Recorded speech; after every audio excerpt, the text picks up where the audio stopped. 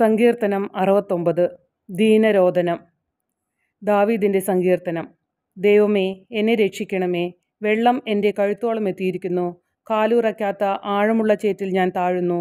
ആഴമുള്ള ജലത്തിൽ ഞാൻ എത്തിയിരിക്കുന്നു. ജലം എൻ്റെ മേൽ കവിഞ്ഞൊഴുകുന്നു. കരഞ്ഞു കരഞ്ഞ് ഞാൻ തളർന്നു. എൻ്റെ തൊണ്ട വരണ്ടു. ദൈവത്തെ കാത്തിരുന്ന് എൻ്റെ കണ്ണുകൾ മങ്ങി. കാരണം കൂടാതെ എന്നെ എതിർക്കുന്നവർ എൻ്റെ തലമുടി ഇഴയേക്കാൾ കൂടുതലാണ്.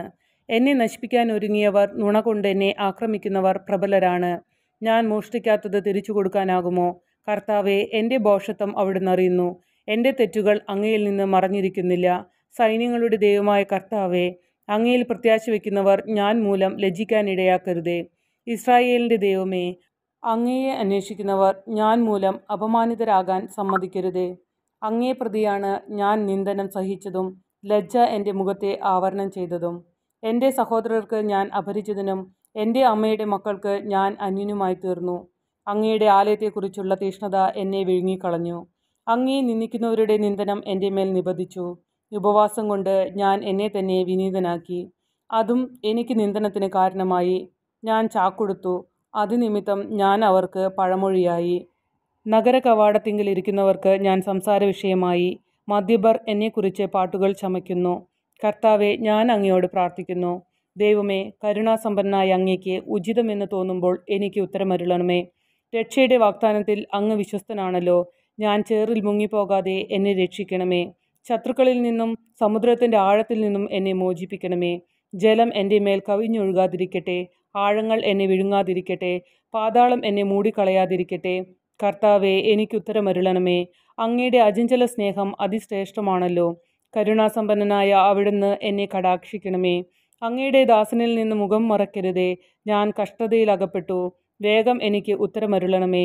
എൻ്റെ അടുത്ത് വന്ന് എന്നെ രക്ഷിക്കണമേ. ശത്രുക്കളിൽ നിന്ന് എന്നെ സ്വതന്ത്രനാക്കണമേ.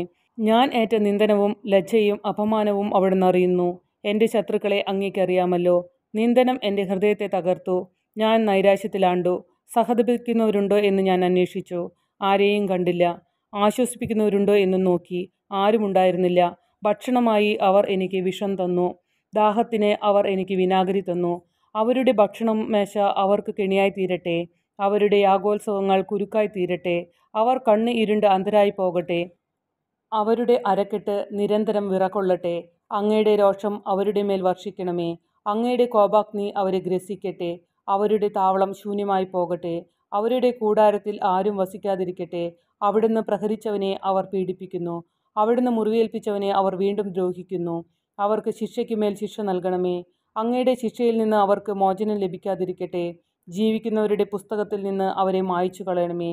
നീതിമാന്മാരുടെ കൂട്ടത്തിൽ അവരുടെ പേരെഴുതാൻ ഇടയാകാതിരിക്കട്ടെ.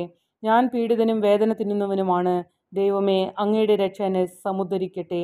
ഞാൻ ദൈവത്തിൻ്റെ നാമത്തെ പാടി സ്തുതിക്കും. കൃതജ്ഞതാസ്തോത്രത്തോടെ ഞാൻ അവിടുത്തെ മഹത്വപ്പെടുത്തും. അത് കർത്താവിന് കാളയേക്കാളും കൊമ്പും കുളമ്പുമുള്ള കാളക്കൂറ്റിനേക്കാളും പ്രസാദകരമായിരിക്കും. പീഡിതർ അത് കണ്ട് ആഹ്ലാദിക്കട്ടെ. ദൈവത്തെ അന്വേഷിക്കുന്നവരെ, നിങ്ങളുടെ ഹൃദയങ്ങൾ ഉന്മേഷഭരിതമാകട്ടെ.